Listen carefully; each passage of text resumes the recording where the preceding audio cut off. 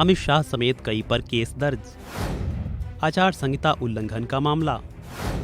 चुनाव में नाबालिगों के इस्तेमाल का आरोप। हाल ही में गृहमंत्री अमित शाह तेलंगाना में चुनावी प्रचार को पहुंचे थे।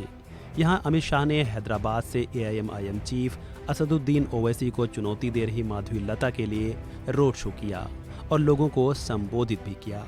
इस बीच अब अमित शाह समेत कई बीजेपी नेताओं की मुश्किल बढ़ गई है। दरअसल हैदराबाद शहर पुलिस ने गृहमंत्री अमित शाह, हैदराबाद से बीजेपी प्रत्याशी माधवी लता समेत कई बीजेपी नेताओं के खिलाफ केस दर्ज किया है। इन सब पर आचार संहिता उल्लंघन का आरोप लगा है। आरोप है कि यहां एक चुनावी अभियान में कथित रूप से नाबालिगों का इस्तेमाल किया गया।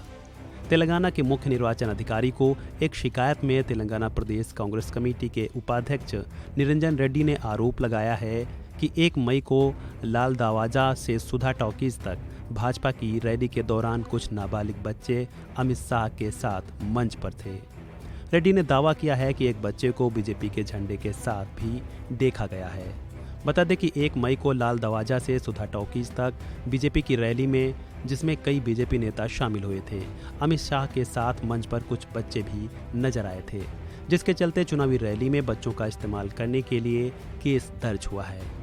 यह केस हैदराबाद लोकसभा क्षेत्र की उम्मीदवार के अमित शाह, माधवी लता, जी किशन रेड्डी, टी अमन सिंह और राजा सिंह समेत भाजपा नेताओं के खिलाफ दर्ज किया गया है। वहीं मामले को लेकर शिकायत के बाद राज्य मुख्य चुनाव आयुक्त ने हैदराबाद पुलिस आयुक्त को मामले को लेकर जांच का भी आदेश दिया है।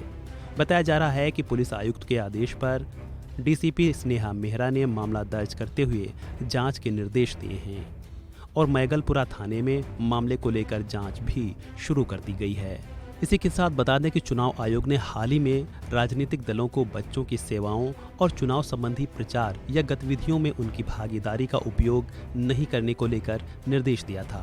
लोकसभा चुनाव को लेकर आयोग ने नेताओं और उम्मीदवारों को प्रचार गतिविधियों में बच्चों का इस्तेमाल किसी भी तरीके से नहीं करने को कहा था, चाहे वे बच्चे को गोद में उठा रहे हों या वाहन में या फिर रैलियों में बच्चे को ले जाना हो। आयोग ने एक बयान में कहा था कि किसी भी तरीके से राजनीतिक प्रचार अभियान चलाने के लिए बच्चों के इस्तेमाल पर भी यह प्रतिबंध लागू है, जिसमें कविता, गीत, बोले गए शब्द, राजनीतिक दल या उम्मीदवार के प्रतीक चिन्ह का प्रदर्शन भी शामिल है।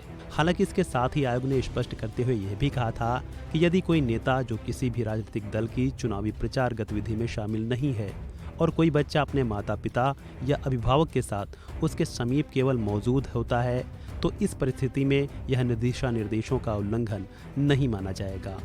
बहरहाल देखना होगा मामले में आगे क्या कुछ निकल कर आता है। फिलहाल इस वीडियो में इतना ही। खबरों से जुड़े अन्य अपडेट्स के लिए बने रहें वन इंडिया हिंदी के साथ।